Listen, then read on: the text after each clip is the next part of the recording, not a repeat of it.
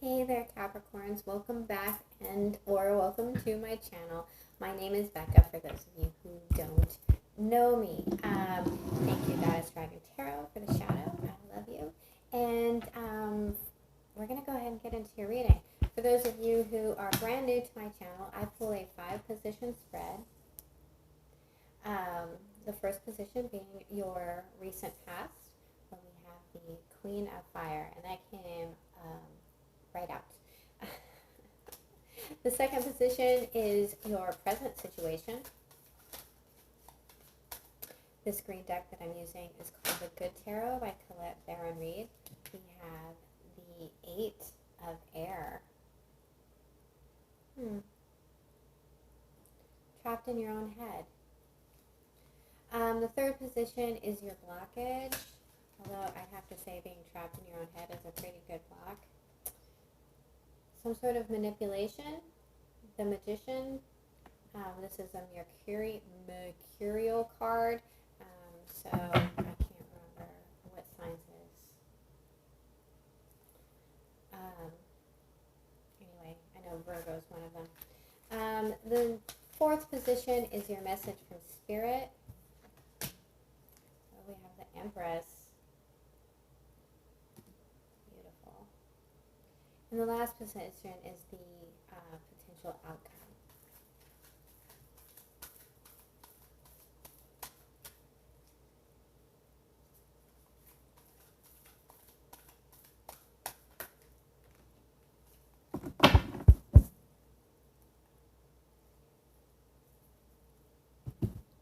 So we have the 10 of Fire, that's the 10 of Wands in the traditional Rider-Waite deck, and the 8 of Water, the 8 of Cups, packing up all this knowledge and getting on that boat and moving away from these burdens.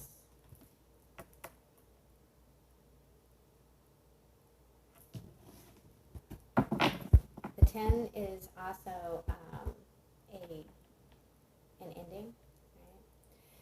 The overall energy for your reading is the Fool card. So, yeah, look at how beautiful and bright this card is. Unlike the other Fool, we have, gorgeous pastel colors. This is a brand new beginning with no baggage. The 0, so it's the beginning and the end. And just underneath that we have the Death card, Transformation, and then the Hanged Man, and then the Hermit. Wow. Nice. Yay. Set these over here. So I don't actually pull reversals from the Good Tarot. It didn't come with any reversals definitions, so I felt like it doesn't warrant reversals. Like, that's not the intention of the deck. But I do pull reversals from the clarifiers. So in your recent past, we have this Queen of Fire. So this could actually be a person, Aries, Leo, or Sagittarius. Or it could be you feeling confident, being the boss, very sexy. Your heart chakra is very open, like in this picture. See her heart chakra there, being lit by the candle. But this is being a leader, being confident, and being ready for action.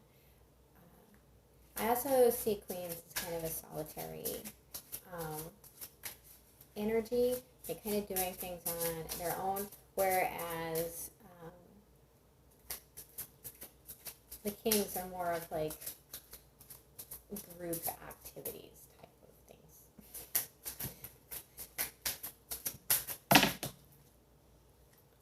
Okay.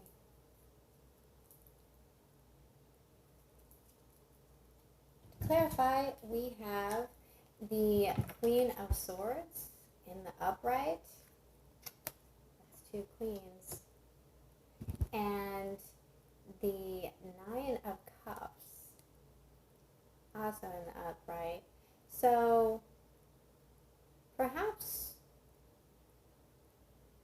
you're embodying both of these energies, or you're making a move towards this Queen of Cups. Just because it's a queen doesn't necessarily mean that it's a female person. So for those of you who are female, this could be a male, or it could be that you like women. That's perfectly fine. I don't have any qualms with that, and no one should. But we have a queen of action here and a queen of thought. So you have a well thought out action if this is you embodying this energy of both these queens. Or your wish fulfillment is that someone has cut out one of these two queens. This is also perhaps cutting out arrogance or drinking too much.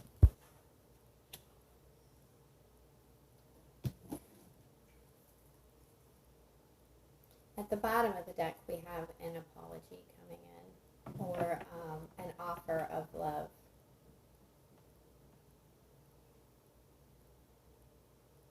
Perhaps you're taking action and cutting out this ego and moving towards a love offer, offering this cup of love to someone, or someone is bringing that into you. We do have two people here.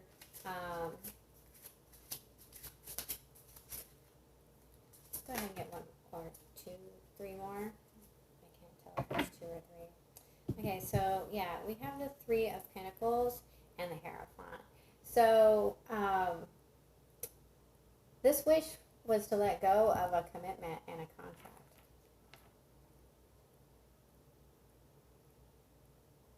To stop collaborating with someone and to perhaps work on your own. The Queen of Swords is a very single energy.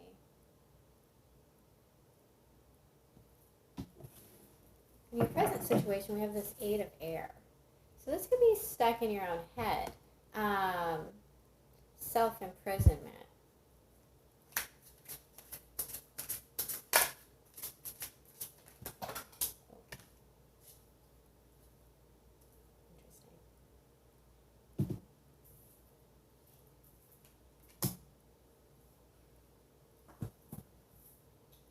Very, very interesting.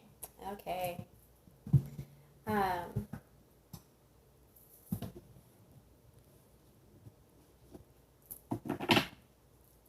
The bottom of the deck, we have the Ace of Cups. So it's in reverse, and what that tells me is that there is either no beginning to this, it's a stalled beginning, it's a delayed beginning, but it's not here just yet. You're stuck about offering this cup. And we have the Queen of Wands again, only this time she's in the reverse. So this is not taking action, not feeling confident in this decision, and taking your time and assessing this. So we have the Temperance card. This card is also all about healing. But taking your time, being patient. This is again another card about time and being patient, looking at what has been planted. But you're not feeling confident about it, or you've let this fire sign queen go. The fire sign. She is double confirmation. The Queen of Fire is the Queen of Wands.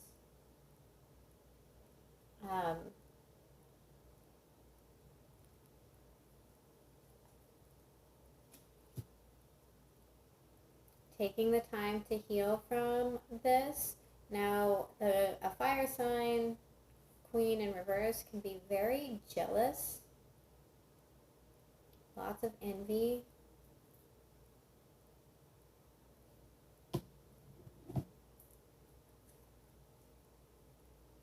But you've been biding your time. You're healing. You may be overanalyzing the details here, Capricorn.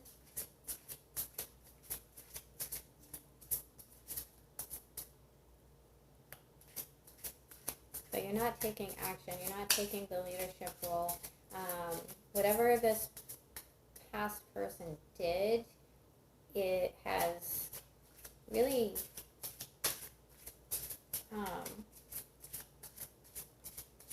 swayed your confidence. Let's clarify the Magician.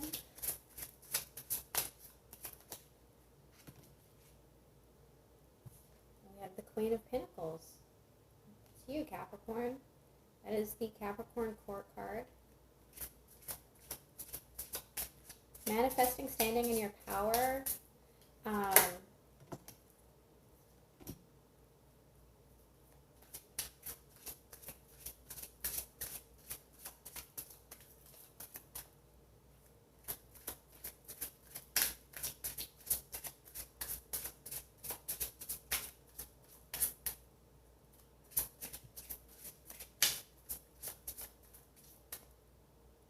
She is in the upright. That's good. It's nurturing. Okay. At the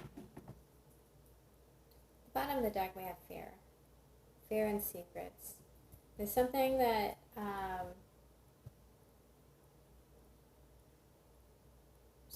you've manifested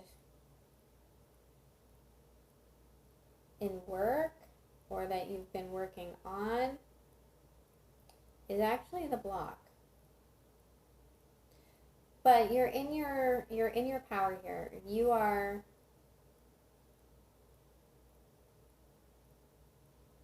nurturing something. And perhaps it's this Princess of Pentacles. This could be another earth sign that you're dealing with. We do have, like I said, the Magician here, which is a Virgo and I think Gemini, but I can't remember. This person is in reverse. So this is someone that is immature.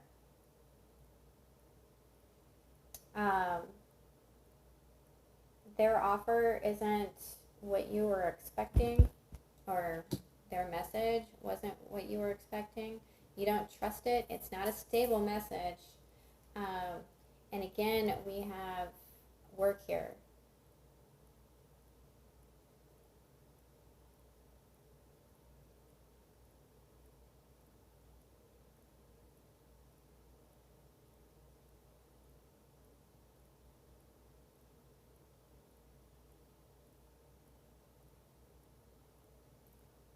So your block is trying to manifest stability,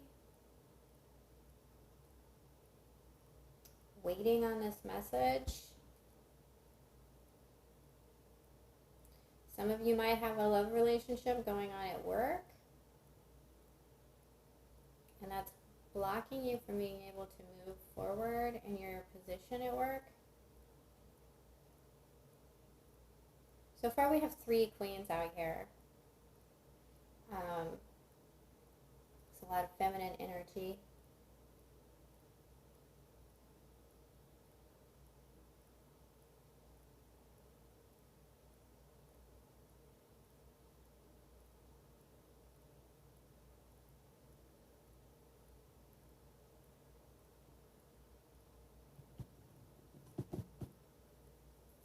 Back here we have someone who made a head over heart decision. And I feel like stop the collaboration towards this wish fulfillment and commitment.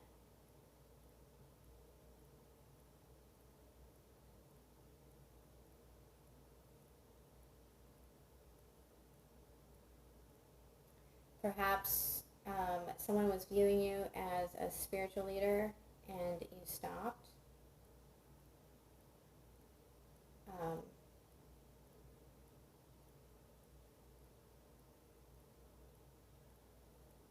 That collaboration, but you're kind of stuck in your head at the moment. Your block is being able to nurture something.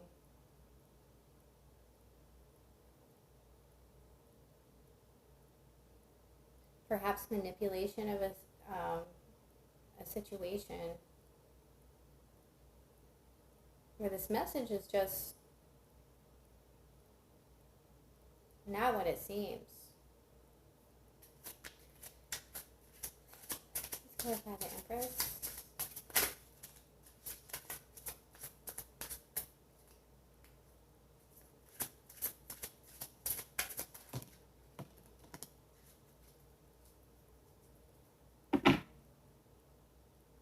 At the bottom of the deck, we have the Fool in reverse. So no new beginning.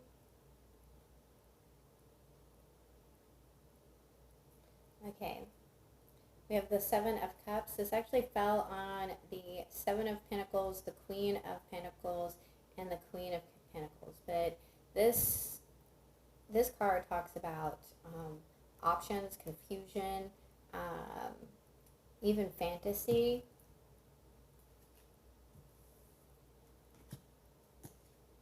This was the second card that came out, and it fell on the Eight of Pentacles, and it is the Ace of Wands in reverse. So,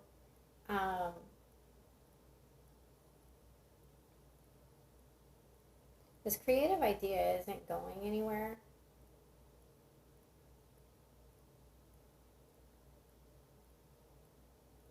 I feel like this is picking the right option with this Empress card. And then we have the Prince of Pentacles, and it came out like this, which is a block. This is the Virgo court card, so if you're dealing with a Virgo, because I've seen Virgo here a couple of times, we also have Aries in particular, Leo, Sagittarius, Taurus,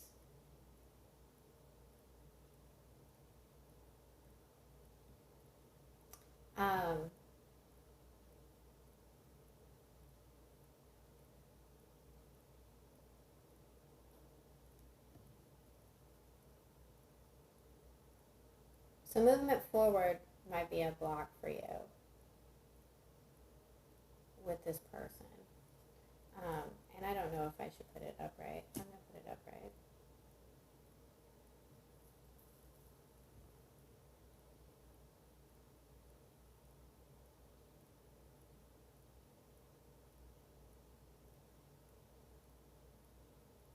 Your message from Spirit is nurturing these options. You manifested these options. I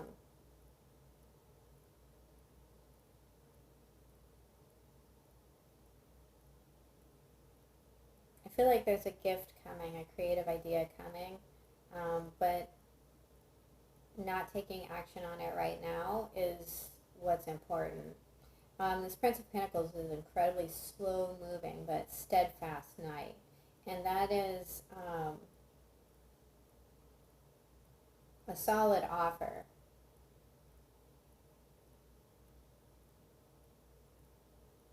So nurturing the solid offer, letting go of all of these options,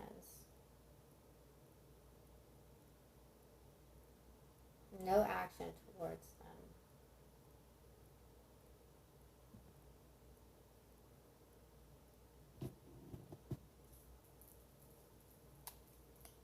And let's clarify our outcome. The Ten of Fire and the Eight of Water.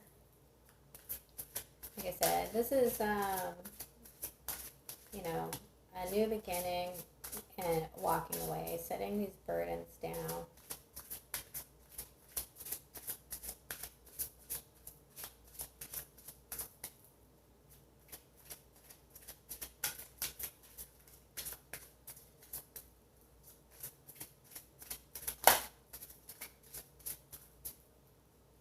I love the Ten of Fire in this deck because she's juggling these flaming pieces of paper. But as they're flaming, they're turning to ash. They're transmutation.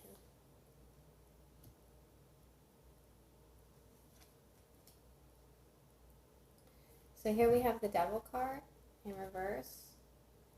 breaking this bond, letting go of fear.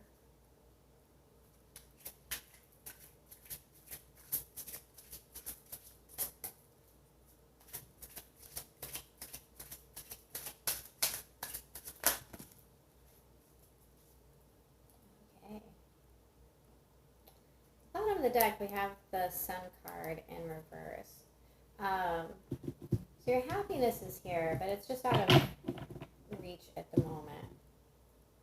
There's a few things that have to close out. So this fell on the Devil card. This is the Wheel of Fortune in reverse. So letting go of this toxicity. This is, it's the wheel, right? So this is about divine timing. It's about karma. Then we have the World card, a new cycle.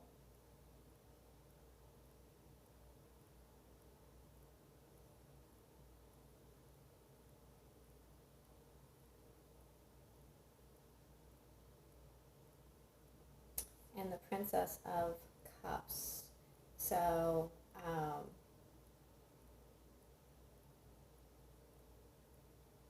letting go of the emotion.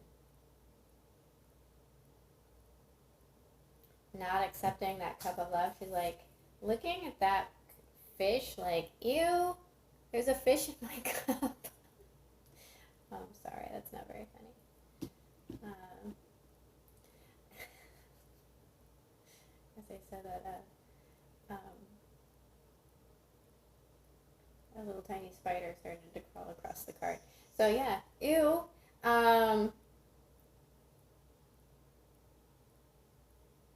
Letting go of this fear, and letting this wheel turn. I feel like this wheel is about faith more than anything else. Knowing that there's a time and that we can't manipulate that time and that we just have to have faith. But the Devil and the Wheel in reverse all talks to me about like letting go of karma. Like the time is now. And the cycle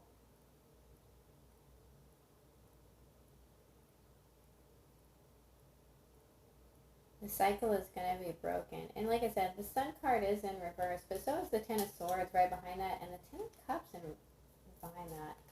And then we have waiting for our ships to come in, and the Eight of Cups in reverse. The Three of Swords in reverse.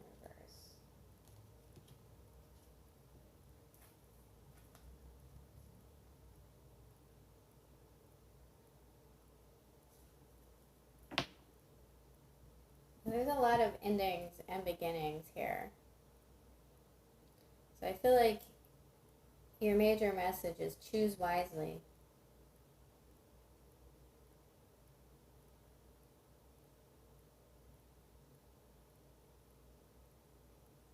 That your offer is coming, that you've manifested something.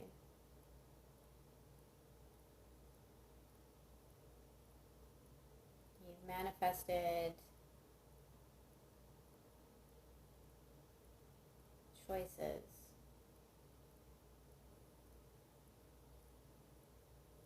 There's a message here that you don't trust.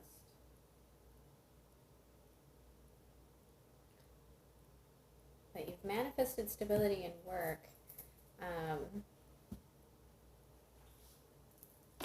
Or manifesting stability at work is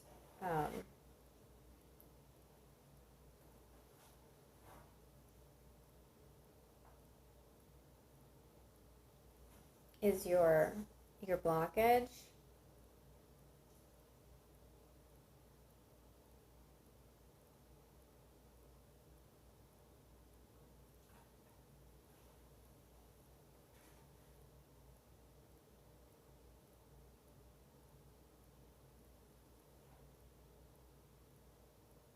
The angels are looking out for you.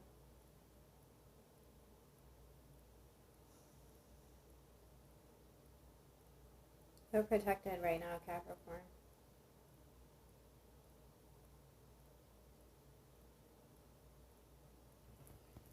I'm going to pull a goddess card for you, and then we'll pull a Rumi card.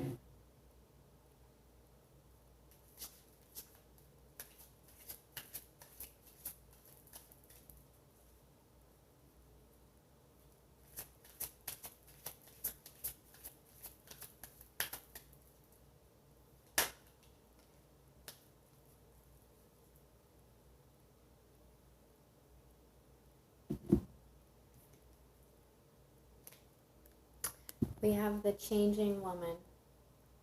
Changing Woman is perhaps the most revered of deities among the Native Americans of the southwestern United States. She is a wholly benevolent figure, for it is Changing Woman who gives the people their abundance and who provides the teachings that allow them to live in harmony with all things.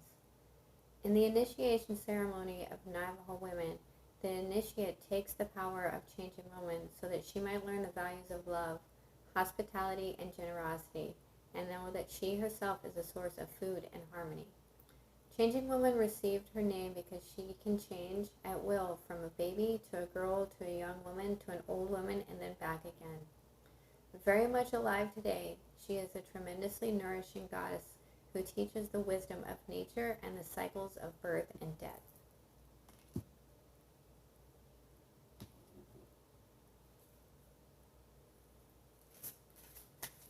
Let's get a Rumi oracle card.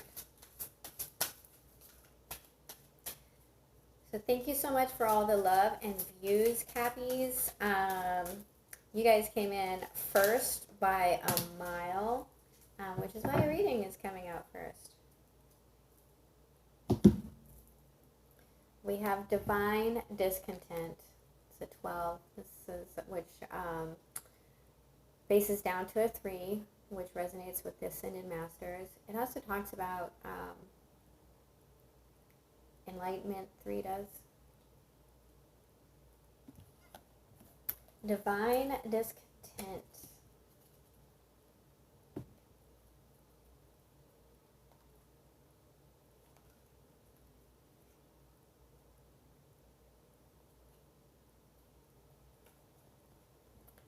Winter falls upon us, so spring can grow new growth. Cry the tears, allow the longing. Sadness brings surrender and a deep desire to be free. Rumi. I know your heart. I hear it breaking and groaning in darkest night when you imagine yourself to be silently cast adrift in sleep. It speaks to me, that sacred heart of yours, whispering its longing and bemoaning its divine discontent. It knows when something is amiss. It senses that something is not quite right as yet. There is a piece of the puzzle missing. Even in its tremendous gratitude for all that is, and there is much gratitude and sweet appreciation in that precious heart of yours, there is a murmuring, a questioning. It cries out to heaven,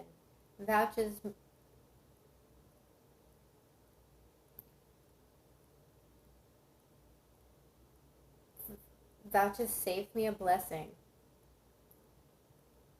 I don't know that word. I cannot go on. I am broken and in need of your tenderness for healing. I am empty and in need of filling, not with stuff and bits, but with the most precious nectar of divine fulfillment. Nothing else will satisfy me. Please, please restore me to wholeness. I can hear this missing piece, this broken disarray no longer. I listen and I control this wise heart of yours. I praise it for its honesty and longing. For the longing is an irresistible perfume to the beloved, attracting the only salve that will soothe the divine discontent of your truth-speaking heart. That of divine presence, absolute and unquestionable. There is a sense within you, perhaps quite obvious to your conscious mind, or perhaps only dimly registered as an unnameable underlying sense of anxiety, that something in your life is not quite right. It may be the sense, even amongst so much gratitude, of a yearning yet to be met, a longing yet to be fulfilled and satisfied. This is the pain of the awakening heart. The heart is capable of bliss and ecstatic reverence for the sheer beauty and wonder of creation. Yet as the heart matures, there will be a process of deep, passionate longing that awakens for the divine. It is the impatience for the caress of the great lover, for the presence of the divine to come to you. Over time, that longing will grow from a mild inner sense of incompleteness, needing to become whole. It will develop into a holy fever, a sacred rage, a stamping of dancing feet, a pounding of fists upon the altar, and a longing so deep and distressing that one may well break into tears at the impossibility of bearing the pain of apparent separation for even a moment longer. Where is my beloved? Cries the awakening heart. I call for my beloved, and yet I am here still waiting. I can stand this no longer. As devotion grows and passion for the divine intensifies, so too does this yearning, so much that this may come to feel as though your heart is breaking for the divine. Or perhaps you are not quite there yet. Your heart is attached to smaller gods, such as your status, your job, your lover, your body looking a certain way, or being able to live your life in a particular way. These smaller gods are not necessarily an issue, yet you have drawn this oracle, and so its guidance for you that the divine wants to draw you closer. Sometimes that means we will have the meager meal wrested from our hands so we may feast upon something far more delectable and grand. The divine is a fiercely possessive lover. If there is a face of another beloved preventing you from longing for the divine embrace, and if you cannot see that it is the divine beloved within your lover that you are loving, well then, something will be done by heaven. So make your relationships sacrosanct. Seek the divine in all things. When you cannot, when the power of lesser gods has you in its grip, acknowledge it. Bear witness to it. Do not chastise. Instead, be truthful.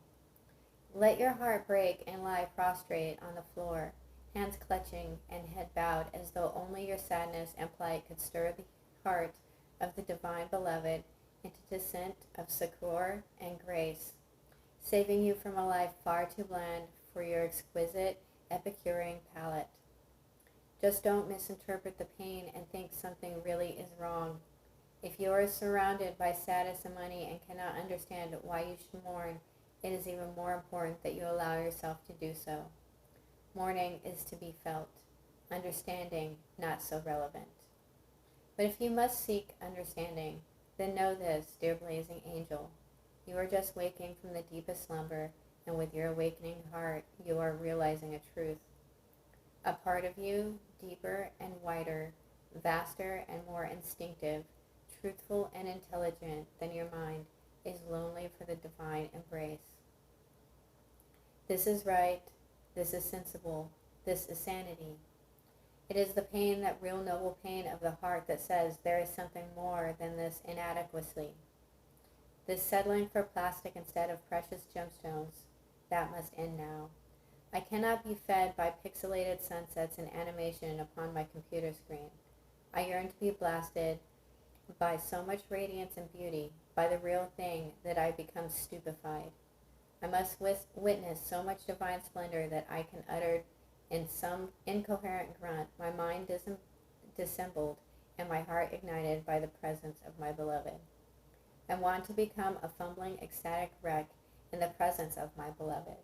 I want to allow this pain, this yearning, this divine discontent to guide me to my holy lover, so my life may be the same again. And so it shall be.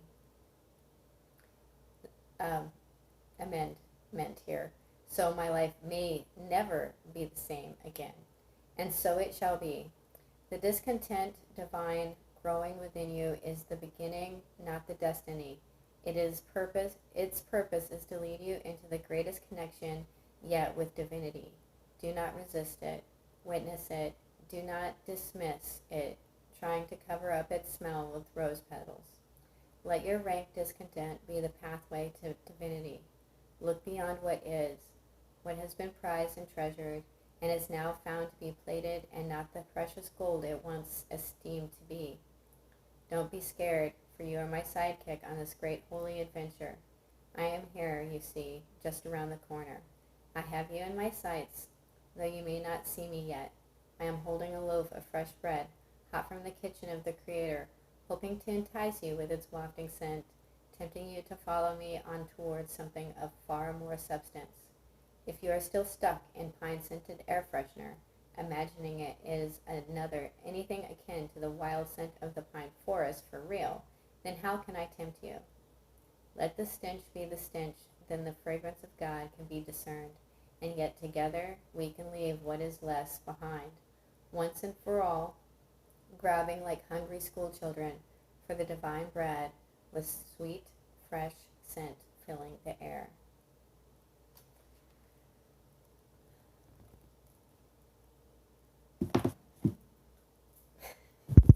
Ew, there's a fish in my cup. That is your reading, Capricorn. What I feel like it ties together is that you are healing. You're healing from this past.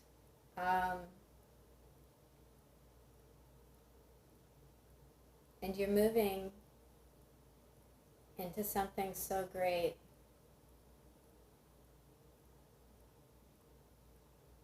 You're moving into something so great. Look at this blockage. Look at what you're manifesting. You have a lot of pentacles here.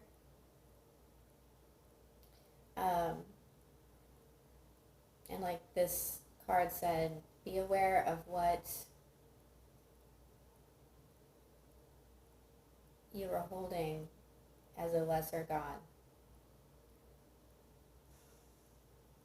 Okay. All right, Cappies. I hope to see you next time at the new moon reading. Okay? Have a good one. And at the end of the day, remember, I love you.